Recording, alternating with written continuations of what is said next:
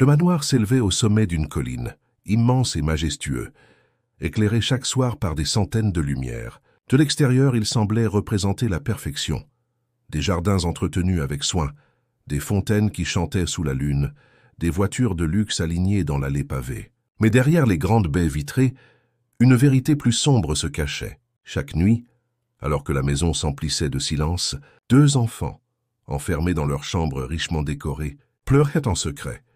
Paul et Élise, 10 et 8 ans, vivaient dans une abondance matérielle que beaucoup auraient enviée. Mais cette richesse n'était qu'un voile. Leur père, un millionnaire obsédé par les affaires, passait ses journées et ses nuits entre réunions, voyages et réceptions. Leur mère, disparue tragiquement quelques années plus tôt, laissait un vide que rien ne pouvait combler. Ainsi, malgré l'or et le marbre qui les entouraient, les enfants grandissaient dans une solitude glaciale. Chaque soir, après le dîner pris en silence avec quelques domestiques, ils se retrouvaient dans leur chambre, serrés l'un contre l'autre, pleurant un amour qui leur manquait cruellement. Les employés de la maison, bien que nombreux, se tenaient à distance. Chacun avait reçu des consignes strictes. Pas d'attachement, pas de gestes inutiles, pas de familiarité.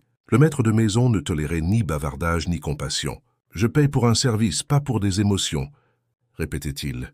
Et ainsi, les enfants vivaient au milieu d'adultes qui les servaient sans jamais vraiment les regarder. Parmi ces employés, il y avait Clara, une jeune femme discrète, venue de loin pour trouver du travail. Elle était femme de ménage, affectée aux chambres et aux couloirs, et n'avait pas le droit de s'approcher des enfants. Pourtant, chaque jour, lorsqu'elle faisait les lits, rangeait les jouets ou pliait les vêtements, elle sentait la tristesse qui imprégnait ses murs. Elle trouvait parfois des mouchoirs humides de larmes sous les oreillers, des dessins froissés, représentant une famille qui n'existait plus. Son cœur se serrait, mais elle se taisait, prisonnière de sa condition. Un soir pourtant, alors qu'elle quittait la chambre, elle surprit Élise en train de pleurer doucement. L'enfant croyait être seule, mais Clara, figée sur le pas de la porte, entendit ses sanglots. « Papa n'est jamais là. Maman ne reviendra jamais, » murmura la petite. Paul tenta de la consoler, mais ses propres yeux brillaient de larmes. Clara sentit son cœur se briser. Elle aurait voulu courir les prendre dans ses bras, leur dire qu'ils n'étaient pas seuls. Mais elle savait que si le maître de maison la prenait, elle perdrait son emploi, peut-être même son logement. Cette nuit-là, Clara ne dormit pas. Elle resta éveillée dans sa petite chambre de service, le regard fixé sur le plafond, les mots de l'enfant résonnant dans sa tête. Elle pensa à sa propre enfance, aux soirées passées sans chaleur, aux douleurs qu'on avait ignorées. Elle se dit que ses enfants, malgré toute leur richesse, connaissaient une misère pire encore, celle du cœur. Le lendemain, elle prit une décision, discrète, secrète, mais ferme. Elle ne pouvait pas rester simple spectatrice. Elle devait agir d'une manière ou d'une autre. Elle commença par de petits gestes. Lorsqu'elle rangeait leurs affaires, elle déposait subtilement un mot doux entre les pages d'un cahier. « Tu es courageux. Tu es aimé. » Quand elle pliait les vêtements, elle glissait une fleur séchée dans une poche. Elle laissait des sourires invisibles derrière elle, des traces d'affection muettes mais réelles. Les enfants remarquèrent rapidement ces attentions mystérieuses. D'abord surpris, ils crurent à un jeu puis à un signe venu de leur mère disparue. Ces petits cadeaux devinrent pour eux des trésors qu'ils cachaient soigneusement. Le soir, avant de dormir, ils les sortaient de leurs cachettes et les serraient contre leur cœur. Pour la première fois depuis longtemps, leurs pleurs se mêlaient à des sourires. Clara observait de loin, son cœur gonflé d'émotion. Elle voyait les yeux des enfants briller un peu plus chaque jour, et cela lui suffisait. Mais au fond d'elle, elle savait que ce n'était pas assez. Ils avaient besoin de plus qu'un mot ou qu'une fleur. Ils avaient besoin d'une présence, d'une voix, d'une main qui les rassure. Et Clara, malgré la peur de perdre tout ce qu'elle avait, commença à rêver de franchir la barrière. Un soir, alors que le millionnaire était parti pour un dîner d'affaires, les enfants restaient éveillés dans leur chambre, incapables de trouver le sommeil. Clara, en passant dans le couloir, entendit leurs voix étouffées. Sans réfléchir, elle posa sa main sur la poignée. Son cœur battait à tout rompre. Si elle entrait, elle risquait gros. Mais si elle restait dehors, elle trahirait sa propre conscience. Elle inspira profondément, puis ouvrit doucement la porte. Les enfants sursautèrent, surpris de la voir. Elle resta un instant immobile, puis s'avança lentement. « Excusez-moi » murmura-t-elle d'une voix douce. « J'ai entendu vos pleurs. » Paul voulut répondre, mais ces mots s'étranglèrent dans sa gorge. Élise, elle, laissa échapper un sanglot et se jeta dans ses bras. Clara la serra fort, incapable de retenir ses propres larmes. Paul les rejoignit, et pour la première fois depuis des années, les enfants s'endormirent blottis contre une présence chaleureuse. Clara resta avec eux jusqu'à ce que leur respiration se calme. Elle savait qu'elle risquait sa place, mais en cet instant précis, cela n'avait plus d'importance. Elle avait choisi l'humanité avant la peur, et sans le savoir, ce simple geste allait tout changer. Au petit matin, Clara quitta la chambre des enfants sur la pointe des pieds. Son cœur battait encore fort. Elle avait franchi une limite qu'elle s'était jurée de respecter. Mais lorsqu'elle regarda une dernière fois les visages paisibles de Paul et Élise, endormis sans larmes, elle sut qu'elle ne regrettait rien. Depuis des mois, elle les avait vus souffrir en silence, et cette nuit, pour la première fois, ils avaient goûté au réconfort. Même si elle devait en payer le prix, elle ne pouvait pas effacer ce moment. En regagnant sa petite chambre de service, Clara sentit une peur sourde s'installer. Et si quelqu'un l'avait vue? Si une caméra avait filmé son geste? Le maître de maison avait des yeux partout, et sa sévérité n'avait pas de limite. Elle tenta de chasser ses pensées, mais la crainte demeurait entremêlée à une étrange chaleur. Elle avait agi avec son cœur, et c'était plus fort que toutes les règles imposées. Les jours suivants, Clara reprit son travail comme si de rien n'était. Elle nettoyait, rangeait, préparait les chambres, mais désormais un fil invisible la reliait aux enfants. Paul et Élise la regardaient différemment. Leur timidité habituelle laissa place à des sourires furtifs, des regards complices. Un matin, Élise lui glissa un petit dessin roulé dans un papier. Quand Clara l'ouvrit, elle découvrit 3 personnages, un garçon, une fille et une femme aux longs cheveux bruns. En dessous, l'enfant avait écrit maladroitement « Merci d'être là ». Clara sentit ses yeux se remplir de larmes. Elle replia discrètement le dessin et le serra contre son cœur. C'était la première fois depuis son arrivée au manoir qu'elle se sentait reconnue, vue non comme une employée anonyme, mais comme un être humain. Le soir venu, Clara hésita de nouveau. Devait-elle retourner auprès d'eux? Le souvenir de la nuit passée, où il s'était endormi contre elle, la hantait. Mais la peur d'être découverte restait vive. Finalement, son cœur l'emporta. Elle attendit que le manoir s'apaise, que le millionnaire parte à ses affaires et se glissa doucement jusqu'à leur chambre. Cette fois, les enfants l'attendaient. Paul se leva d'un bond et ouvrit la porte dès qu'il entendit ses pas. Élise, déjà blottie sous les couvertures, l'accueillit avec un sourire timide. Clara s'assit au bord du lit, incertaine. Mais bientôt, les enfants commencèrent à lui parler, d'abord timidement, puis avec une confiance croissante. Ils racontèrent leur journée, leur solitude, leurs rêves brisés par l'absence d'un père trop occupé. Clara les écouta sans interrompre, son cœur serré. Elle leur répondit avec douceur, partageant parfois des souvenirs de son propre passé. Elle leur parla de son enfance modeste, de ses rêves jamais réalisés, mais aussi de l'importance de garder espoir. Ces mots, simples et sincères, résonnèrent dans la chambre comme une berceuse invisible. Les nuits suivantes, ce rituel se répéta. Clara devenait peu à peu une présence familière, presque maternelle. Elle racontait des histoires avant de dormir, fredonnait des chansons, caressait les cheveux d'Élise jusqu'à ce que ses paupières se ferment. Paul, plus réservé, se laissait peu à peu aller, posant sa tête sur son épaule avec une confiance timide. Mais ce secret ne pouvait pas rester éternellement caché. Un soir, alors qu'elle quittait la chambre, Clara croisa un autre domestique dans le couloir. L'homme fronça les sourcils en la voyant sortir de la pièce. Il ne dit rien, mais son regard méfiant fit frissonner Clara. Elle savait que la rumeur risquait de se répandre. Pourtant, elle continua. Elle ne pouvait pas abandonner les enfants maintenant qu'ils avaient trouvé en elle une source de réconfort. Chaque jour, elle redoublait de prudence. Elle attendait que la maison soit silencieuse, que les couloirs soient au vide, puis elle rejoignait les enfants. Avec eux, elle oubliait ses peurs. Leur rire, leur confidence, leur innocence blessée lui donnaient une force nouvelle. Un soir, Élise lui demanda « Clara, tu resteras toujours avec nous ?» La question la déstabilisa. Elle aurait voulu répondre oui, mais elle connaissait la réalité. Son emploi dépendait du bon vouloir du maître, et s'il apprenait la vérité, elle serait renvoyée sans ménagement. Alors elle se contenta de sourire et de dire « Je resterai tant que je le pourrai ». Ces mots suffirent à l'enfant, qui s'endormit avec un sourire. Mais pour Clara, il résonnait comme une promesse fragile, suspendue à un fil. Dans le grand manoir, chaque objet brillait, chaque meuble respirait le luxe. Pourtant, la vraie richesse naissait en secret, dans cette chambre, où une employée osait offrir ce que l'argent ne pouvait acheter, la tendresse, et au fond d'elle, Clara pressentait que ce lien caché finirait par être découvert. Mais désormais, elle n'avait plus peur, car elle avait compris une vérité essentielle. Parfois, un simple geste d'amour valait plus que toutes les fortunes du monde.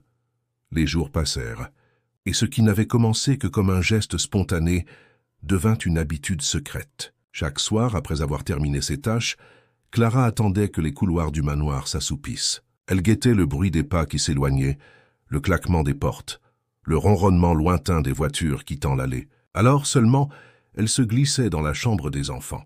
Là, elle les trouvait souvent éveillés, assis sur leur lit à se raconter des histoires maladroites pour combler le vide. Dès qu'ils la voyaient apparaître, leurs yeux s'illuminaient. Paul, qui d'ordinaire se montrait réservé, commençait à lui confier des pensées profondes. Il parlait de son père, qu'il admirait autrefois, mais qu'il percevait maintenant comme une ombre distante. Il disait qu'il aurait donné tous ses jouets pour partager un dîner simple avec lui. Élise, plus expressive, posait 1000 questions à Clara sur sa vie, ses rêves, sa famille. L'employée, surprise par tant de curiosité, se sentait peu à peu mise à nu, mais jamais jugée. Les enfants ne voyaient pas en elle une domestique. Ils voyaient une présence, un cœur. Clara racontait des histoires inventées, pleines de magie et d'animaux qui parlaient, mais elle y glissait toujours des leçons discrètes. La valeur de l'amitié, l'importance de la bonté, le courage face à l'adversité. Les enfants s'endormaient en l'écoutant, leur visage apaisé par ce qu'ils n'avaient pas entendu depuis longtemps, une voix qui parlait avec amour. Pourtant, ce fragile équilibre fut menacé plus tôt qu'elle ne l'avait imaginé. Un soir, alors qu'elle quittait la chambre, elle croisa à nouveau le domestique qui l'avait déjà remarqué. Cette fois, il s'arrêta et la regarda droit dans les yeux. « Tu devrais faire attention, Clara, » dit-il d'une voix basse. « Si le maître apprend que tu passes tes soirées ici, tu seras dehors avant même d'avoir le temps de rassembler tes affaires. » Clara sentit un frisson glacé parcourir son dos. Elle essaya de sourire, de balbutier une excuse, mais l'homme s'éloigna sans un mot de plus. Toute la nuit, elle ne dormit pas, torturée par l'idée que son secret pouvait éclater. Pourtant, quand le lendemain soir arriva, elle retourna auprès des enfants. Elle savait que le risque grandissait, mais son cœur refusait de les abandonner. Un jour, le millionnaire lui-même revint plus tôt que prévu. Clara, qui lisait doucement une histoire à Élise, sursauta en entendant la porte d'entrée claquer avec fracas. Elle se précipita hors de la chambre, son cœur battant à tout rompre. Dans le couloir, elle aperçut l'homme imposant, son costume sombre encore parfumé du monde des affaires. Il ne la vit pas, mais Clara sut qu'il suffirait d'un instant pour que tout soit découvert. Elle retourna dans sa chambre, tremblante, mais étrangement déterminée. Car plus le danger augmentait, plus elle sentait la valeur de ce qu'elle faisait. Les enfants avaient besoin d'elle, et elle-même, sans s'en rendre compte, avait besoin d'eux. Leur affection lui rappelait qu'elle existait, qu'elle était plus qu'une domestique invisible. Au fil des jours, Clara devint pour Paul et Élise une véritable confidente. Ils lui racontaient des anecdotes de leur mère disparue, des souvenirs heureux qu'ils chérissaient comme des trésors. Clara écoutait en silence, parfois le cœur brisé, mais toujours avec douceur. Un soir, Élise lui dit « Quand tu es là, on dirait que maman est un peu revenue. » Ces mots frappèrent Clara comme un éclair. Elle pleura en silence cette nuit-là, incapable de supporter la charge immense de cette comparaison. Mais elle sut aussi qu'elle ne pouvait plus reculer.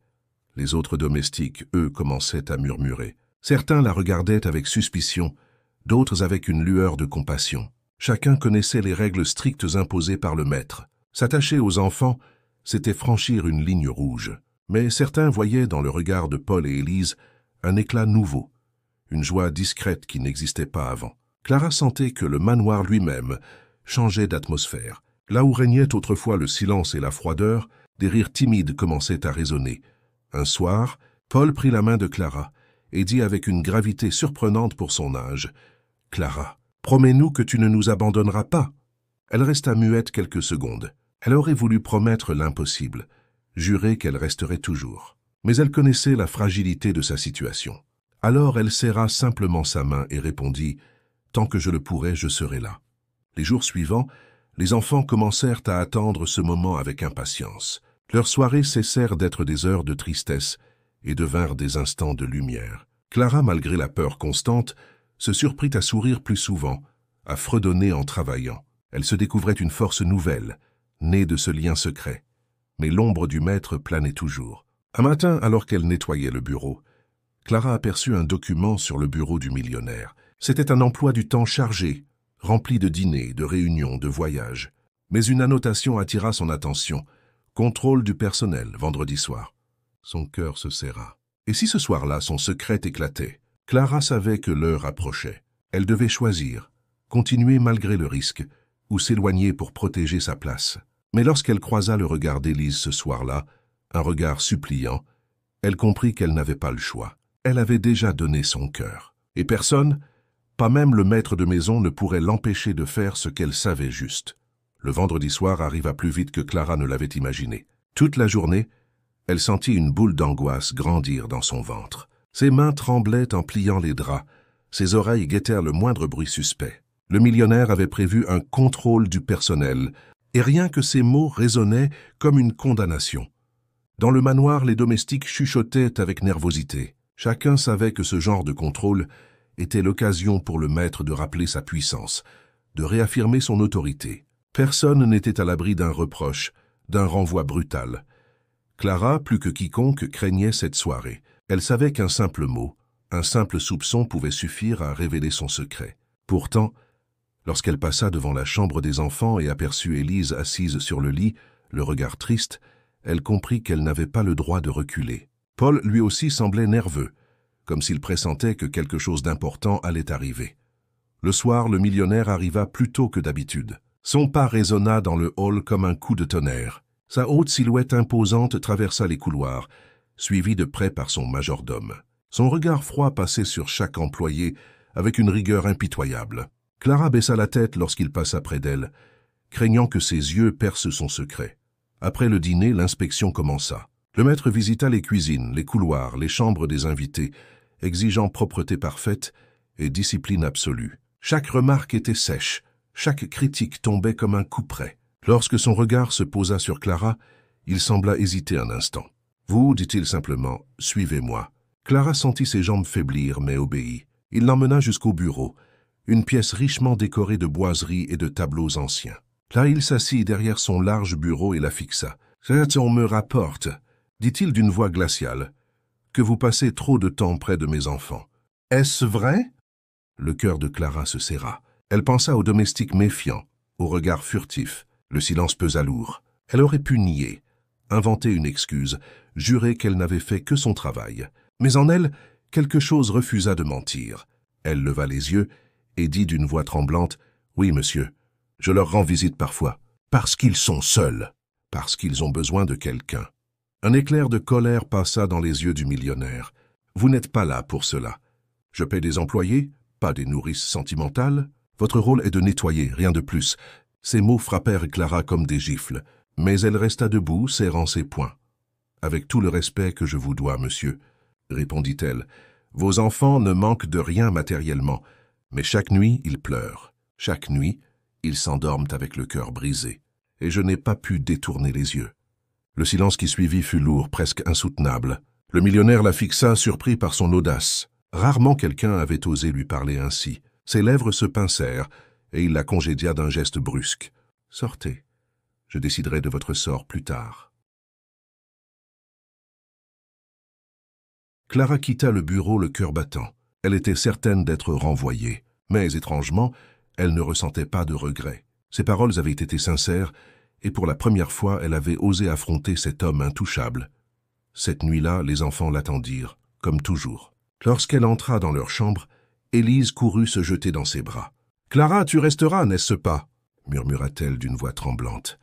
Paul, plus grave, fixait son visage inquiet. Clara hésita, puis les serra contre elle. « Je ne sais pas ce qui va arriver, mes chéris, mais je vous promets une chose, je ne vous abandonnerai pas. » Les enfants s'accrochèrent à elle, conscients que leur secret n'était plus sûr.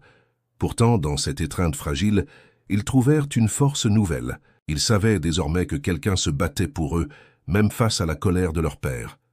Dans sa chambre, plus tard, Clara pleura en silence. Elle pensait à sa vie, à ce travail qui était son seul refuge et qu'elle risquait de perdre. Mais au fond d'elle, une certitude brûlait. Elle avait choisi le camp de l'amour, et rien ne pourrait l'effacer. Le lendemain, un bruit courut dans le manoir. Le maître avait convoqué tout le personnel pour une réunion exceptionnelle. Clara sentit ses mains trembler. L'heure de vérité approchait. Le lendemain matin, le manoir baignait dans une tension inhabituelle. Les domestiques circulaient à pas feutrés. Leurs regards se croisaient, inquiets. L'annonce d'une réunion exceptionnelle avait glacé tout le personnel. On savait que ces convocations n'étaient jamais anodines. Le maître de maison n'aimait pas perdre de temps. Et lorsqu'il rassemblait ses employés, c'était toujours pour une raison grave. Clara, elle, passait son chiffon sur un meuble sans vraiment le voir. Ses mains tremblaient, son esprit tourbillonnait. La nuit avait été sans sommeil.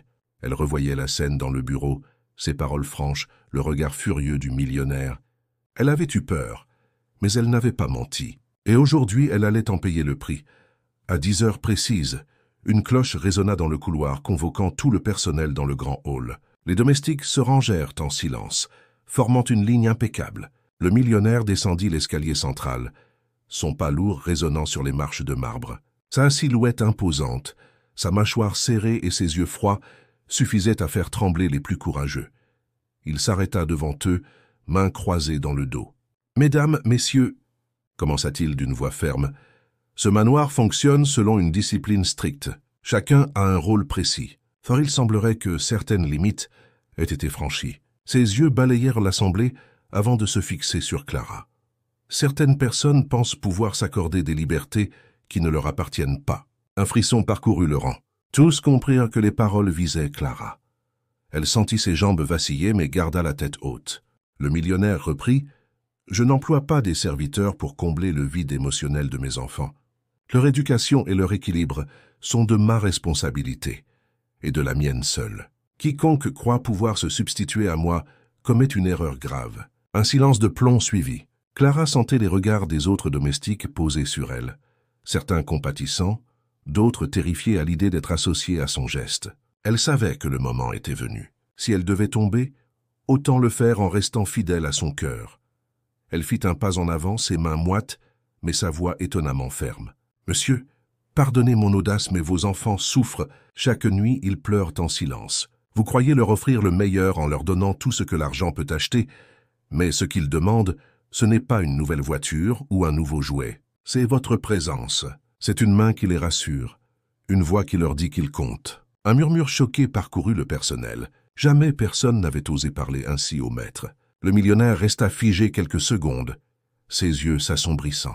Clara continua, sentant que le silence autour d'elle lui donnait une étrange force. « Si j'ai franchi les limites de mon rôle, ce n'était pas par caprice, mais parce que je n'ai pas supporté de voir ces enfants se briser nuit après nuit. Je sais que je risque ma place, mais je ne regrette rien. » Un silence lourd suivit. Les employés retinrent leur souffle, attendant l'explosion. Mais avant que le maître ne puisse répondre, une voix claire s'éleva derrière eux. « C'est vrai, papa. » Tous se retournèrent. Paul se tenait sur les marches de l'escalier, son visage sérieux malgré son jeune âge. À ses côtés, Élise serrait sa main, les yeux rougis mais déterminés. Les deux enfants avaient entendu, et leur apparition bouleversa la scène. « Clara dit la vérité, » continua Paul. « Chaque soir, tu n'es pas là. Chaque soir, on pleure parce qu'on se sent seul. Elle est la seule à nous écouter, à nous réconforter. Si tu la renvoies, tu nous feras encore plus de mal. » Un frisson parcourut la salle. Clara sentit ses larmes monter. Elle n'avait jamais imaginé que les enfants auraient le courage d'affronter leur père. Élise ajouta d'une petite voix tremblante, « On ne veut pas perdre Clara. Elle est comme une maman pour nous. » Les mots tombèrent comme un coup de tonnerre. Le millionnaire resta immobile, surpris par l'audace de ses enfants. Ses lèvres se serrèrent. Ses yeux se voilèrent d'une émotion qu'il tenta de masquer. Autour, le personnel retenait son souffle, incapable de détourner le regard. Clara, elle, tremblait. Elle savait que ces mots pouvaient autant attendrir le maître que l'endurcir davantage. Mais quoi qu'il arrive, quelque chose venait de changer. Le silence avait été brisé. Les enfants, jusque-là enfermés dans leur solitude, avaient osé parler, et cette vérité résonnait dans les murs froids du manoir, avec une puissance que rien ne pourrait effacer. Le millionnaire inspira profondément, comme pour reprendre le contrôle. « Assez, » dit-il d'une voix grave. « Retournez dans vos chambres. » Les enfants hésitèrent, mais devant le ton autoritaire, ils obéirent, non sans lancer un dernier regard implorant vers Clara. Puis le maître se tourna de nouveau vers ses employés. « La réunion est terminée. Reprenez vos postes. » Chacun s'éparpilla en silence. Clara resta immobile quelques secondes, attendant sa sentence. Mais le millionnaire passa devant elle sans un mot, disparaissant dans son bureau. Elle sentit ses jambes céder et dut s'appuyer contre un mur. Elle était encore là. Mais pour combien de temps? Le manoir retrouva son calme apparent après la réunion, mais sous la surface, une tension nouvelle persistait. Les domestiques exécutaient leurs tâches, avec une discipline mécanique, mais chacun avait été marqué par la scène. Les mots de Clara, surtout la réaction des enfants, résonnaient encore dans les couloirs comme un écho indomptable. Dans son bureau, le millionnaire tournait en rond. Ses mains se crispèrent sur le dossier de son fauteuil. Son esprit était en tumulte. Il avait toujours pensé que sa fortune suffisait à combler le vide laissé par l'absence. Les meilleurs professeurs, les jouets les plus chers, les voyages dans les plus beaux hôtels du monde, n'était-ce pas là la preuve qu'il aimait ses enfants? Pourtant, leurs mots l'avaient frappé de plein fouet. Chaque soir, tu n'es pas là. Ces paroles, simples et innocentes, avaient fissuré l'armure qu'il portait depuis des années. Il se rappela le visage de sa femme disparue, ses reproches doux mais insistants. Elle lui disait déjà qu'il passait trop de temps dans ses affaires, qu'il oubliait l'essentiel. Il n'avait pas écouté. Et maintenant, les enfants répétaient la même vérité amplifiée par leur douleur. De son côté, Clara errait dans les couloirs, le cœur lourd. Elle s'attendait à être renvoyée d'un instant à l'autre. Chaque pas du majordome la faisait sursauter. Chaque porte qui claquait résonnait comme une sentence. Pourtant, malgré la peur, elle sentait une étrange paix intérieure. Elle avait parlé, elle avait osé. Et surtout, elle avait vu les enfants trouver leur voie. Le soir venu, elle hésita longtemps avant de se rendre dans leur chambre. La peur d'aggraver la situation l'étreignait, mais l'idée de les laisser seuls la brisait encore plus. Finalement, elle poussa doucement la porte. Paul et Élise l'attendaient, assis sur leur lit, les yeux brillants. « Tu es venu » souffla Élise en se jetant dans ses bras. Paul ajouta plus grave. « Papa est fâché, mais il t'a entendu. Je l'ai vu dans ses yeux. » Clara les serra contre elle, des larmes roulant sur ses joues. Elle leur murmura « Peu importe ce qui arrivera, souvenez-vous toujours que vous n'êtes pas seul. Vous avez le droit d'être aimé. » Pendant ce temps, dans son bureau, le millionnaire fixait une photo posée sur son bureau. C'était un cliché de sa famille avant la mort de sa femme. Lui, plus jeune, souriant maladroitement, ses enfants dans les bras de leur mère rayonnante. Une douleur sourde lui serra la poitrine. Avait-il vraiment protégé ses enfants ou les avait-il abandonnés derrière un mur de richesse? Le lendemain, il observa Clara de loin, alors qu'elle nettoyait la verrière du hall. Il remarqua la douceur de ses gestes, la manière dont elle s'interrompait pour sourire timidement aux enfants lorsqu'ils passaient. Il vit le regard confiant que Paul et Élise posaient sur elle. Et malgré lui, une part de son cœur s'adoucit. Mais son orgueil reprit vite le dessus. Lorsqu'il croisa Clara, il la fixa longuement et dit simplement « Votre place ici est fragile. N'oubliez pas que je décide de tout dans cette maison. » The pipi se m'apporte. Clara baissa les yeux, son cœur battant à tout rompre. Mais au fond d'elle, elle savait qu'elle avait touché quelque chose en lui, même s'il refusait de l'admettre. Les jours suivants, une étrange atmosphère régna dans le manoir. Le maître ne renvoya pas Clara. Il ne prononça pas un mot de plus sur l'incident. Mais il commença à observer ses enfants avec une attention nouvelle. Un soir, alors qu'il traversait le couloir, il s'arrêta devant leur chambre et entendit Clara raconter une histoire. Il resta figé quelques secondes, écoutant la voix douce qui berçait ses enfants, les rires étouffés qui s'échappèrent de la pièce. Une émotion inconnue le serra à la gorge. Il aurait pu entrer et tout interrompre. Il aurait pu la congédier sur le champ. Mais il ne le fit pas. Au lieu de cela, il resta dans l'ombre jusqu'à ce que le silence retombe et que les enfants s'endorment. Puis il s'éloigna troublé par ce qu'il venait de ressentir. Cette nuit-là, il ne trouva pas le sommeil. Ses pensées tournaient sans répit. Clara avait osé lui dire la vérité en face. Ses enfants avaient eu le courage de lui parler, et lui, pour la première fois depuis longtemps, se sentait vulnérable. Clara, de son côté, comprenait que quelque chose avait changé. Elle n'avait pas été renvoyée. Elle voyait dans les regards du millionnaire une hésitation, un trouble.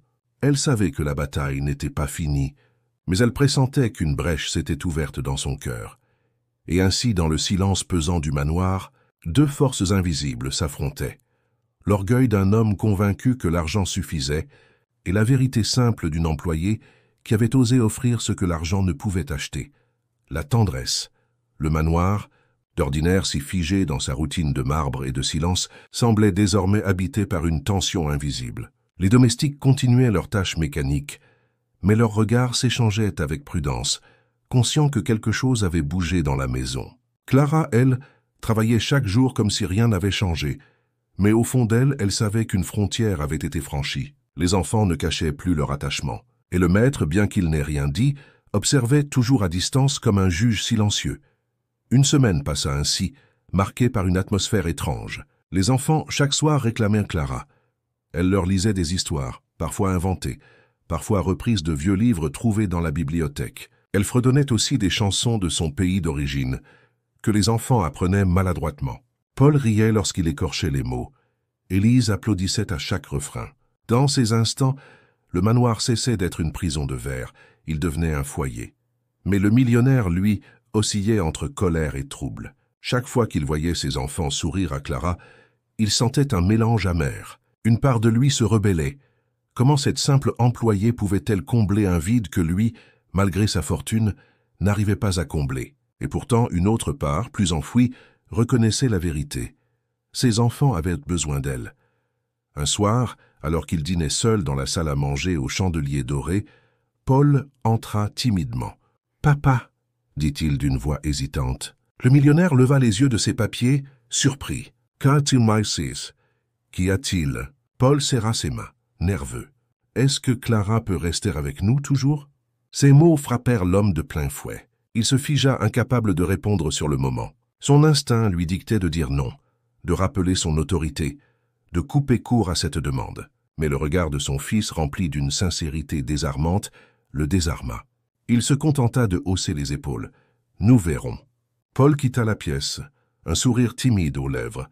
Dans son cœur d'enfant, ce « nous verrons » sonnait comme une victoire. Le millionnaire, lui, resta seul, troublé. Il comprit qu'il venait de céder, même légèrement, et cela l'effrayait. Quelques jours plus tard, un événement inattendu bouscula encore davantage la maison. Élise tomba malade. Une forte fièvre la cloua au lit, ses joues rougies, son corps fragile secoué de frissons. Le médecin fut appelé en urgence, prescrivant des remèdes et ordonnant du repos. Mais c'est Clara qui resta à ses côtés toute la nuit. Elle changeait les draps humides, posait des compresses fraîches sur son front, murmurait des paroles rassurantes. Paul, inquiet, ne quittait pas la chambre, s'endormant sur une chaise, sa petite main serrée dans celle de sa sœur. Le millionnaire, pour la première fois depuis des années, monta voir ses enfants au milieu de la nuit. Il poussa doucement la porte et resta figé sur le seuil. La scène qu'il découvrit le bouleversa. Clara, assise au bord du lit, tenait Élise dans ses bras comme une mère, murmurant doucement. Paul dormait, la tête appuyée sur son épaule. La pièce, éclairée seulement par la lumière vacillante d'une lampe de chevet, dégageait une chaleur qu'il n'avait jamais su créer. Il sentit son cœur se serrer. Une émotion qu'il croyait morte depuis longtemps monta en lui, la tendresse. Le souvenir de sa femme l'envahit à nouveau. Elle aussi avait cette façon de réchauffer l'air autour d'elle, de transformer une chambre froide en cocon. Ses yeux se remplirent, malgré lui. Il se détourna avant que quelqu'un ne remarque sa présence et retourna dans son bureau, troublé comme jamais. Le lendemain matin, Élise allait mieux. Elle riait déjà avec Clara, qui lui préparait un bouillon chaud. Le millionnaire entra cette fois dans la chambre, et les enfants se figèrent, surpris. Mais au lieu de son ton sec habituel, il demanda simplement « Comment te sens-tu » Élise sourit faiblement. « Mieux, papa. Clara m'a soigné. » Il tourna son regard vers Clara. Un silence lourd s'installa, puis il hocha légèrement la tête, presque imperceptiblement. « Bien. » Et il sortit, laissant derrière lui une trace de trouble. Clara sentit son cœur battre plus vite. Était-ce de la reconnaissance qu'elle avait lue dans ses yeux? À partir de ce jour, le millionnaire ne fit plus de remarques sur la présence de Clara auprès des enfants. Il continuait à garder ses distances, mais il ne l'empêcha plus d'être là le soir. Clara comprit qu'une bataille silencieuse avait été gagnée. Pourtant, au fond d'elle, elle savait que ce n'était qu'un début. Car si le maître de maison avait laissé tomber une part de sa dureté, il restait prisonnier de son orgueil et de son obsession pour ses affaires. Et bientôt, une nouvelle épreuve viendrait tester non seulement Clara, mais aussi l'amour naissant d'un père pour ses enfants. Les jours qui suivirent la maladie d'Élise marquèrent un tournant subtil mais profond dans le manoir. Le millionnaire, sans jamais le dire, commença à s'arrêter plus souvent devant la chambre de ses enfants. Il restait là immobile, quelques secondes à écouter leurs rires, leur voix animée avant de repartir d'un pas lourd. Jamais il n'osait entrer, mais son regard chaque matin semblait chercher inconsciemment à croiser celui de Paul ou d'Élise. Clara, attentive, voyait cette transformation discrète. Elle n'osait pas s'en réjouir encore, de peur qu'un simple mot ne brise cet équilibre fragile. Un soir, alors que Clara rangeait la bibliothèque, le millionnaire entra sans prévenir. Son visage était fermé, mais ses yeux trahissaient une fatigue inhabituelle. « J'ai un voyage prévu la semaine prochaine », annonça-t-il d'une voix sèche. « Une affaire importante. Je serai absent plusieurs jours. » Clara hocha la tête, silencieuse. Mais il ajouta après une pause, « Vous resterez auprès des enfants. Je compte sur vous pour qu'ils ne manquent de rien. » Ces mots, prononcés comme une consigne impersonnelle, firent battre le cœur de Clara plus vite. Ce n'était pas une déclaration de confiance, encore moins de reconnaissance, mais c'était un pas. Il venait, d'une certaine manière, de lui confier ce qu'il avait toujours protégé jalousement, ses enfants. Les jours passèrent, et la préparation du voyage occupa toute l'attention du maître. Le manoir se remplit d'allées et venues d'assistants, de documents, de valises. Mais les enfants, eux, restaient inquiets. « Et si papa ne revient pas ?» murmura Élise un soir. Clara serra doucement sa main. « Il reviendra. Mais en attendant, je serai là. » Le jour du départ arriva. Le millionnaire, vêtu de son costume sombre, embrassa rapidement ses enfants. Ce geste, pourtant rare, laissa Paul et Élise figés de surprise. Puis il partit, laissant derrière lui un silence étrange. Pendant ces jours d'absence, Clara devint le centre de l'univers des enfants. Elle organisait des jeux dans le jardin, improvisait des pique-niques dans la serre, leur racontait des histoires au coin du feu. Les domestiques eux-mêmes semblaient moins rigides, comme si l'absence du maître avait allégé l'air. Le manoir, pour la première fois, ressemblait à une vraie maison, mais cette parenthèse ne pouvait durer éternellement. Le troisième jour, une nouvelle inattendue éclata. Une crise financière secouait les affaires du millionnaire. Les journaux parlaient de faillite, de contrats perdus, de partenaires trahis. Clara lut les gros titres avec inquiétude, consciente que cette tempête atteindrait bientôt les murs du manoir. Le soir même, le millionnaire revint précipitamment, ses traits tirés par la colère et l'angoisse. Il claqua la porte, traversa le hall comme une tempête et s'enferma dans son bureau. Les enfants, effrayés, se réfugièrent auprès de Clara. « Que se passe-t-il » demanda Paul. Clara tenta de sourire. « Ce sont des soucis d'adultes. Mais n'ayez pas peur. » Les jours suivants furent marqués par des éclats de voix derrière les portes closes, des réunions interminables, des téléphones qui sonnaient sans répit. Le millionnaire, accablé, négligea encore plus ses enfants. Mais cette fois, quelque chose avait changé. Paul et Élise n'étaient plus seuls. Clara était là, toujours présente, toujours douce, leur offrant un refuge au milieu de la tempête. Un soir, alors que Clara abordait Élise, la porte s'ouvrit brusquement. Le millionnaire se tenait là, ses traits fatigués, ses épaules voûtées. Qu'il resta silencieux quelques secondes, observant la scène. Sa fille blottie contre l'employé, apaisée, souriante malgré la peur. Il sentit une boule dans sa gorge. « Sortez !» dit-il d'une voix rauque. Clara se leva, le cœur battant, mais avant de quitter la chambre, elle vit quelque chose d'inattendu. Le millionnaire s'assit au bord du lit, maladroitement.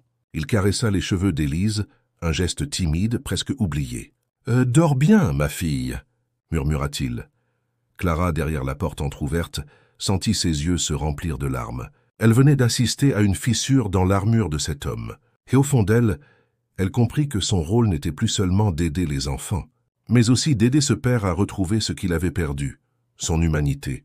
Le manoir, autrefois symbole d'opulence et de stabilité, ressemblait désormais à une forteresse assiégée. Les affaires du millionnaire s'effondraient. Chaque matin, les journaux titraient sur sa chute. Contrats perdus, actionnaires inquiets, partenaires qui tournèrent le dos. Les appels téléphoniques se succédaient, apportant toujours plus de mauvaises nouvelles. Ses traits se creusaient de jour en jour, ses colères éclataient plus vite, et ses nuits devenaient blanches. Clara, observant tout cela de loin, voyait un homme prisonnier de son propre empire. Elle avait peur pour les enfants, car chaque fois que leur père entrait dans une pièce, il traînait avec lui une atmosphère lourde, faite de tension et de rage contenue. Pourtant, Paul et Élise cherchaient malgré tout son regard, comme s'ils espéraient encore que derrière cet homme brisé se cachait un père. Un soir, la crise atteignit son apogée. Le millionnaire, enfermé dans son bureau, hurla au téléphone « Vendez tout! Faites ce qu'il faut, mais je ne tomberai pas. » Sa voix résonnait dans les couloirs, glaçant les domestiques. Clara, qui passait près de la porte, s'arrêta, troublée. Elle comprit que l'homme était au bord du gouffre. Les enfants, eux, restaient silencieux, serrés l'un contre l'autre. Élise demanda à voix basse « Pourquoi papa crie-t-il autant ?» Clara hésita, puis répondit doucement « Parce qu'il a peur. » Et parfois, les adultes qui ont peur crient au lieu de pleurer. Paul baissa la tête, réfléchissant. « Mais s'il a peur, pourquoi ne vient-il pas avec nous? On pourrait l'aider. » Ces mots serrèrent le cœur de Clara. Quelques jours plus tard, un dîner exceptionnel fut organisé. Le millionnaire avait convoqué plusieurs associés, espérant sauver ce qui pouvait l'être. La grande salle à manger s'illumina de chandeliers. Les plats les plus raffinés furent servis, mais l'atmosphère restait lourde. Les associés parlaient chiffres, pertes, stratégies. Les enfants, présents au début, furent rapidement relégués dans un coin, oubliés. Clara, postée non loin, les observait. Elle vit Élise bâiller, ses yeux pleins d'ennui, et Paul regardait son père avec une tristesse silencieuse. Alors, dans un geste spontané, elle se pencha vers eux et murmura « Venez, je vais vous montrer quelque chose. » Elle les emmena discrètement vers la cuisine, où elle avait préparé une surprise. Un gâteau simple décoré maladroitement avec quelques fruits.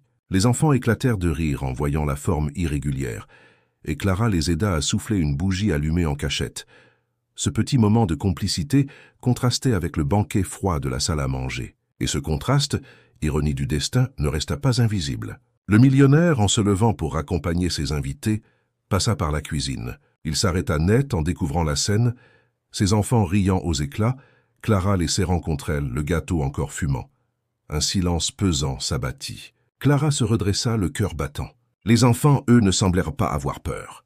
Élise courut vers son père avec un sourire éclatant. « Regarde, papa, Clara a fait un gâteau juste pour nous. » Paul ajouta d'une voix plus posée. « C'était bien plus amusant qu'avec tes invités. » Le millionnaire resta immobile, déconcerté. Ses yeux se posèrent sur Clara, et pendant un instant, elle crut y lire une pointe de jalousie. Comment cette simple employée avait-elle réussi à donner à ses enfants une joie qu'ils n'avaient jamais su leur offrir? Son orgueil fut piqué, mais une fissure apparut dans son armure. Il toussa légèrement et dit d'une voix sèche « Il est tard. Allez vous coucher. » Les enfants obéirent, mais non sans adresser un sourire complice à Clara.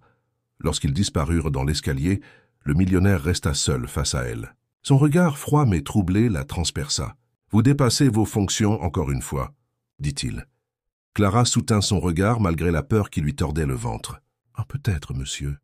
Mais vos enfants ont ri ce soir, et je pense que c'est ce dont ils avaient besoin. » Le silence qui suivit fut étrange, presque électrique. Le millionnaire ne répondit pas. Il tourna les talons et quitta la pièce. Clara resta seule, le souffle court, consciente qu'elle venait de franchir une nouvelle limite. Cette nuit-là, dans sa chambre, le millionnaire ne dormit pas. Les images du rire de ses enfants, leur sourire lumineux revenaient sans cesse. Il se revoyait jeune père, avant la mort de sa femme, quand il croyait encore que l'amour suffisait. Et il comprit pour la première fois que Clara ne représentait pas une menace, mais une vérité qu'il refusait de voir. Les jours qui suivirent le fameux dîner laissèrent dans le manoir une impression étrange, presque irréelle. Le millionnaire, d'ordinaire si implacable, se montrait plus silencieux encore. Ses colères s'étaient espacées, remplacées par une lourde méditation. Il observait davantage, écoutait parfois et surtout il semblait hésiter. Pour la première fois depuis longtemps, son autorité de marbre montrait des fissures. Clara, de son côté, continuait son rôle auprès des enfants, mais elle sentait que quelque chose avait basculé. Le regard du maître n'était plus seulement froid et accusateur, il contenait désormais une lueur trouble, comme s'il cherchait à comprendre, ou peut-être à lutter contre une vérité qu'il refusait d'admettre. Un soir, alors qu'elle lisait une histoire aux enfants, la porte s'ouvrit brusquement. Le millionnaire se tenait là. Les enfants se figèrent, craignant une réprimande. Mais au lieu de gronder, l'homme resta immobile, observant la scène. Sa fille blottie contre Clara, son fils attentif, et l'employé qui, d'une voix douce, donnait à leur nuit ce que l'argent n'avait jamais pu offrir, la paix. Après un silence, il dit simplement « Continuez ». Puis il s'assit dans un fauteuil de la chambre. Les enfants, surpris, échangèrent un regard émerveillé. Clara, troublée, reprit sa lecture, sa voix tremblant légèrement. Lorsqu'elle termina, Élise, déjà à moitié endormie, murmura « Bonne nuit, papa ».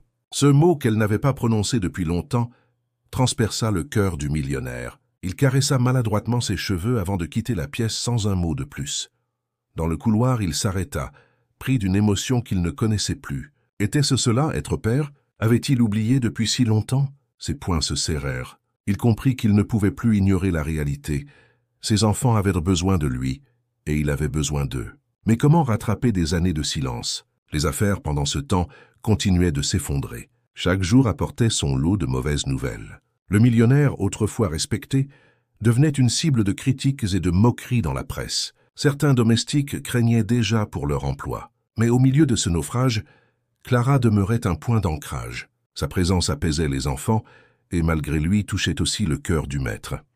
Un soir, alors qu'il dînait seul dans la grande salle, il remarqua Clara passer en silence pour débarrasser une table voisine. Ses mains tremblaient légèrement sous le poids de la vaisselle, mais son visage restait calme.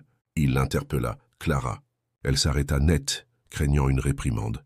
Mais il demanda simplement « Pourquoi faites-vous tout cela? Pourquoi vous occupez-vous de mes enfants comme s'ils étaient les vôtres ?» Sa voix n'était pas dure, mais sincèrement troublée. Clara baissa les yeux. « Parce qu'ils souffrent, monsieur, et parce que je sais ce que c'est que de pleurer seul dans la nuit. Je n'ai pas voulu remplacer leur mère, ni vous défier. J'ai seulement voulu qu'ils se sentent aimés. » Le millionnaire resta figé. Ces mots le frappèrent comme un miroir. Il se revit enfant, seul dans une grande maison glaciale, élevé par des domestiques mais jamais bercé par un parent. Il avait juré de ne jamais reproduire cela, et pourtant, c'était exactement ce qu'il avait fait. Cette nuit-là, il ne dormit pas. Il erra dans les couloirs, songeur. Pour la première fois, il entra dans la bibliothèque non pour travailler mais pour chercher un livre pour ses enfants. Il le feuilleta maladroitement, imaginant le lire à haute voix, mais abandonna vite, submergé par un sentiment d'incompétence. Il comprit qu'il ne savait plus comment être père.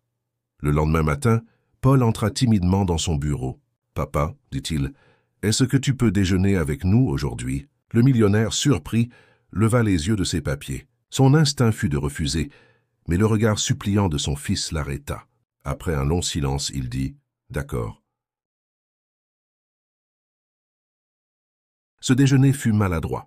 Le père restait raide, les enfants hésitants, mais Clara, discrète, servait les plats en silence. Puis Élise éclata de rire en renversant un verre, et ce rire brisa la glace. Le millionnaire esquissa un sourire, timide, presque oublié. Paul le remarqua et dit « Ça faisait longtemps que tu n'avais pas souri, papa. » Ces mots frappèrent l'homme plus fort que n'importe quelle accusation.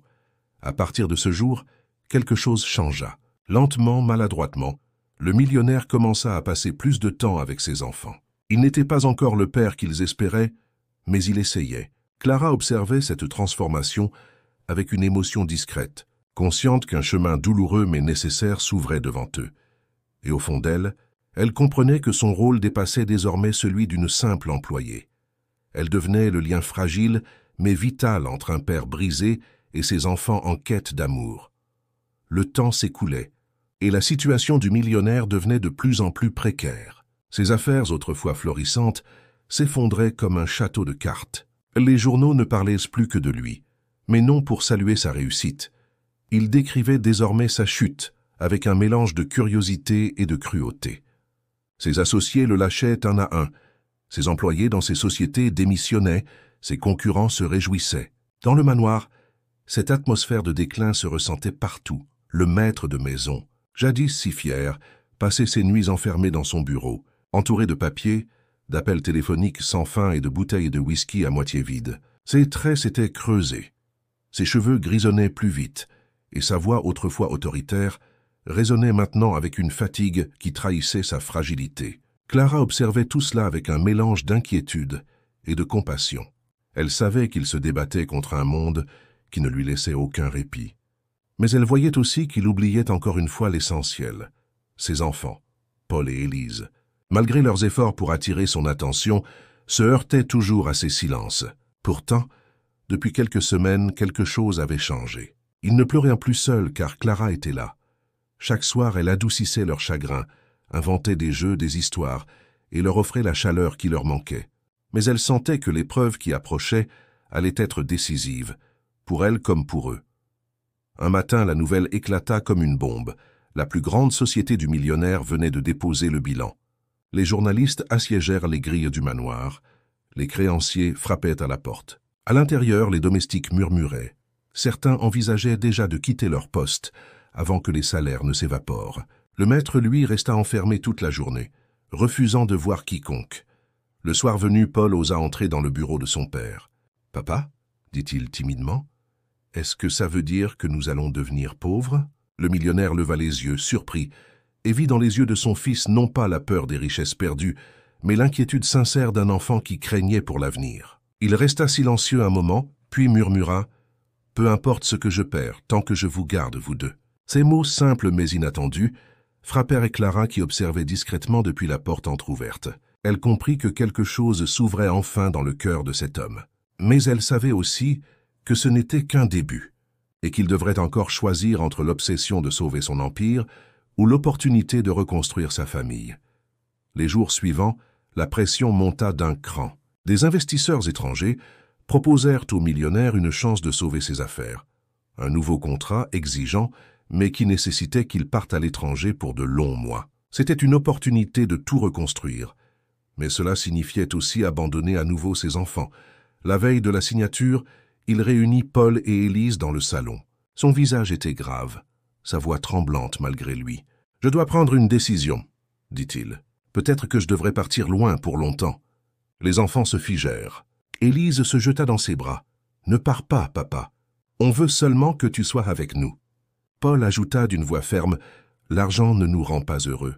Mais toi si. » Clara, restée en retrait, sentit ses larmes monter. Les mots des enfants étaient une vérité simple, mais peut-être la plus difficile à accepter pour un homme qui avait tout bâti sur sa fortune.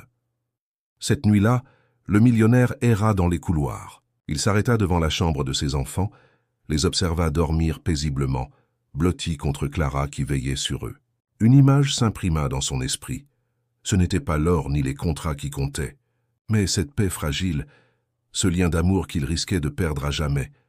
Le lendemain matin, les investisseurs attendaient sa réponse. Le millionnaire se leva, le cœur lourd mais résolu. Pour la première fois depuis des années, il comprit que la vraie décision ne se prenait pas dans les bureaux ni dans les chiffres, mais dans le cœur d'un père. Le matin de la décision, le manoir tout entier semblait retenir son souffle. Les domestiques circulaient à pas feutrés, conscients que ce jour marquerait un tournant. Dans son bureau, le millionnaire fixait les contrats posés devant lui. Chaque page représentait une promesse de renaissance, une possibilité de redorer son nom et de reconstruire son empire. Mais chaque ligne était aussi une chaîne. Elle signifiait des mois d'absence, un exil loin de ses enfants, une répétition des erreurs passées. Il s'assit, la tête entre ses mains.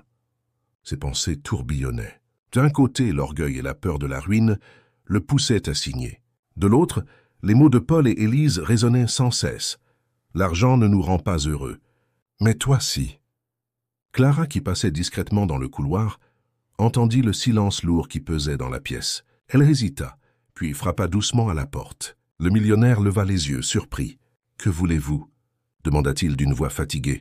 Clara entra, les mains jointes, la voix tremblante mais ferme. « Je ne veux rien pour moi, monsieur. Mais je vous en prie, écoutez vos enfants. Vous avez l'occasion de leur donner ce qu'aucune fortune ne remplacera jamais. Votre présence. » Ces paroles tombèrent dans le silence comme une vérité implacable.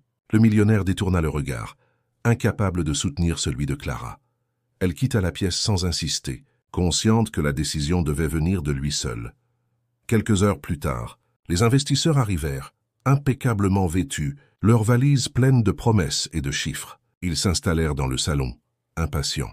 Le millionnaire entra, un dossier sous le bras. Ses traits étaient tirés, mais son regard avait une lueur nouvelle, déterminée. L'un des investisseurs prit la parole. « Monsieur, il suffit de signer ici. Vous retrouverez vos parts, vos sociétés, et votre nom brillera à nouveau. » Le millionnaire resta silencieux un moment. Puis, lentement, il posa son stylo. « Messieurs, je vous remercie, mais je ne signerai pas. » Un murmure de stupéfaction parcourut la salle. « Comment? Vous réalisez ce que vous perdez » s'exclama l'un d'eux. Le millionnaire hocha la tête. « Oui, je perds peut-être mon empire, mais je refuse de perdre ma famille une seconde fois. » Les investisseurs, furieux, rassemblèrent leurs papiers et quittèrent la pièce en claquant la porte. Le silence retomba. Le millionnaire, seul, sentit une étrange légèreté l'envahir. Pour la première fois depuis des années, il avait choisi non pas l'argent, mais l'amour. Lorsqu'il monta à l'étage, il trouva ses enfants dans la chambre, serrés contre Clara. Paul leva les yeux vers lui, inquiet. « Alors ?» demanda-t-il. Le millionnaire s'agenouilla devant eux, ses yeux brillants d'une émotion qu'il n'essayait plus de cacher. « Alors, j'ai décidé de rester avec vous. » Élise se jeta dans ses bras en éclatant de joie. Paul resta un instant figé, puis sourit enfin, soulagé. Clara, en retrait, sentit ses larmes couler silencieusement. Elle avait espéré ce moment, sans jamais oser y croire. Cette nuit-là, pour la première fois, le millionnaire s'assit au bord du lit de ses enfants. Il leur lut une histoire maladroitement. Sa voix tremblant, mais chaque mot résonnait comme une victoire. Les enfants s'endormirent, blottis contre lui. Et dans l'ombre, Clara observa le cœur rempli d'une paix nouvelle. Le manoir n'était plus un palais de solitude, c'était redevenu une maison. Le manoir n'était plus le même depuis ce jour, où le millionnaire avait refusé de signer les contrats. Les couloirs, autrefois glaciales, résonnaient désormais des rires de Paul et d'Élise. Les domestiques eux-mêmes semblaient marcher plus légèrement, libérés de l'atmosphère pesante qui avait longtemps régné. Mais celui qui avait le plus changé, c'était le maître. Chaque matin, il prenait désormais son petit déjeuner avec ses enfants. Cela paraissait banal, mais pour eux, c'était une révolution. Lui, l'homme qui partait avant l'aube et rentrait après leur sommeil, s'asseyait maintenant à la table, leur servait du pain grillé, posait des questions sur leurs rêves de la nuit. Ses gestes étaient maladroits, parfois hésitants, mais ses efforts touchaient les enfants bien plus que tous les cadeaux qu'il avait pu leur offrir. Clara observait cette transformation avec une émotion silencieuse. Elle voyait l'homme se dépouiller peu à peu de son armure, redevenir père. Elle voyait aussi les enfants s'épanouir, leur sourire plus franc, leur regard plus confiant. Le chemin était encore long, mais un espoir nouveau grandissait chaque jour. Pourtant, cette renaissance n'allait pas sans difficulté. Les affaires, elles, continuaient de s'écrouler. Les créanciers pressaient, les journaux se moquaient, les voisins riches chuchotaient sur la décadence de l'ancien magnate. Mais le millionnaire, contre toute attente, ne vacillait pas. « J'ai déjà perdu ce qui comptait le plus une fois », confia-t-il un soir à Clara. « Je ne referai pas la même erreur. » Un dimanche après-midi, il emmena Paul et Élise au parc accompagnés de Clara. Les passants chuchotaient en reconnaissant son visage autrefois associé à la puissance. Mais lui n'écoutait plus. Il courait maladroitement derrière une balle avec ses enfants, riait d'un rire rauque mais sincère. Clara, assise sur un banc, les regardait avec les yeux embués. Elle comprenait qu'elle assistait à un miracle discret, un homme redécouvrant sa propre humanité. Le soir, de retour au manoir, Élise grimpa sur ses genoux et lui dit « Papa, tu sais, je préfère quand tu joues avec nous, plutôt que quand tu travailles. » Ces mots, si simples, achevèrent de briser les dernières chaînes de son orgueil. Il embrassa sa fille, les larmes aux yeux, incapable de répondre. Paul, plus réservé, se contenta d'ajouter « On t'aime, papa, même sans argent. » Ces phrases résonnèrent longtemps dans son cœur. Il comprit que ses enfants ne l'avaient jamais jugé pour sa fortune, mais seulement pour son absence. Et il se jura de ne plus jamais les laisser tomber. Clara, témoin silencieuse, ressentait une gratitude immense. Elle n'avait jamais cherché la gloire ni l'attention, mais en apportant un peu de chaleur dans les nuits des enfants, elle avait déclenché une transformation qui dépassait tout ce qu'elle aurait pu imaginer. Parfois, le soir, elle se demandait pourquoi la vie l'avait menée ici, dans ce manoir qu'elle avait d'abord perçu comme une prison. Désormais, elle comprenait. Elle devait être ce pont entre un père et ses enfants. Ce fil invisible qui ramène la lumière là où il n'y avait plus que l'ombre. Un soir, alors qu'ils dînaient tous ensemble, une scène impensable quelques mois plus tôt, le millionnaire leva les yeux et dit, d'une voix grave mais douce, « J'ai perdu beaucoup de choses, mais en vous regardant ce soir, je comprends que j'ai retrouvé l'essentiel. » Clara sentit ses yeux se remplir de larmes. Paul et Élise échangèrent un sourire complice. Et dans ce moment simple, presque banal, résidait la plus grande des victoires. L'amour avait triomphé du vide. La famille avait rené des cendres de la solitude. Les mois passèrent et peu à peu, le manoir se transforma. Les domestiques qui restèrent n'étaient plus seulement des employés apeurés. Ils devinrent témoins d'une métamorphose. Le millionnaire, autrefois distant et redouté, avait changé. Sa fortune s'était évaporée comme neige au soleil, mais quelque chose de bien plus précieux avait pris sa place, une relation vivante avec ses enfants. Paul, qui avait souvent intériorisé sa tristesse, s'ouvrait davantage. Il posait 1000 questions à son père, parfois naïves, parfois profondes. Et le père, maladroit mais sincère, tentait de répondre, découvrant le plaisir de partager ses pensées au lieu de les enfermer dans des bilans financiers. Élise, plus spontanée, n'avait plus peur de se jeter dans ses bras, et ses éclats de rire résonnaient dans la maison comme un chant de victoire. Clara, elle, restait en retrait, fidèle à sa discrétion. Mais son rôle était indéniable. Elle avait été l'étincelle, celle qui avait osé braver les règles du silence pour offrir aux enfants ce dont ils avaient besoin. Souvent, le millionnaire croisait son regard et baissait les yeux, comme s'il portait encore la honte d'avoir laissé une étrangère faire ce qu'il n'avait pas su donner. Mais peu à peu, il commença à lui adresser des mots de gratitude, simples mais sincères. Un soir d'hiver, alors qu'ils étaient réunis près de la cheminée, Paul demanda soudain « Papa, est-ce que tu regrettes d'avoir perdu ton argent ?» Le silence tomba dans la pièce. Le millionnaire fixa les flammes, pensif, puis répondit « J'ai cru longtemps que ma richesse me définissait, mais quand tout s'est effondré, j'ai découvert que j'avais encore quelque chose que l'argent ne peut acheter. Vous deux. Alors non, je ne regrette pas. J'ai perdu beaucoup, mais j'ai retrouvé mon rôle de père. » Ces mots touchèrent Clara au plus profond. Elle comprit que l'homme qu'elle avait affronté, cet être dur et orgueilleux, avait appris une leçon que peu de riches acceptèrent de recevoir. Mais l'histoire ne s'arrêta pas là. Quelques semaines plus tard, une journaliste, intriguée par la chute spectaculaire du magnate, demanda une entrevue. Le millionnaire accepta, à la surprise de tous. Assis dans le salon entouré de ses enfants, il parla non pas de chiffres, mais d'amour. « J'ai bâti un empire, et j'ai cru que cela suffisait. Mais je me trompais. Ce qui compte, ce n'est pas ce que vous possédez, mais les liens que vous entretenez avec ceux que vous aimez. J'ai appris cette leçon de mes enfants, et d'une employée qui a eu le courage de me dire la vérité. » Les paroles reprises dans les journaux surprirent le pays entier. Certains se moquèrent, d'autres furent touchés, mais peu importait. Pour Paul, Élise et Clara, c'était une victoire immense. Le millionnaire avait brisé le cercle du silence et reconnu ce qui avait vraiment sauvé sa famille. Un soir, Clara annonça qu'elle devait partir rendre visite à sa famille, qu'elle n'avait pas vue depuis longtemps. Les enfants protestèrent « Non, Clara, reste !» Mais elle sourit doucement. « Je reviendrai. Vous êtes une partie de ma vie maintenant, mais il est temps pour vous de marcher aussi aux côtés de votre père. » Le millionnaire ému acquiesça. « Vous avez fait plus pour mes enfants, et pour moi, que je ne pourrai jamais le dire. Vous serez toujours la bienvenue ici. » Clara inclina la tête, les larmes aux yeux. Lorsque la porte se referma derrière elle, le manoir resta silencieux un instant. Mais ce silence n'était plus celui du vide, c'était celui d'une maison qui respirait enfin, d'une famille en reconstruction. Et dans le cœur du millionnaire, une certitude brûlait. Il avait échoué comme homme d'affaires, mais il avait enfin appris à être père.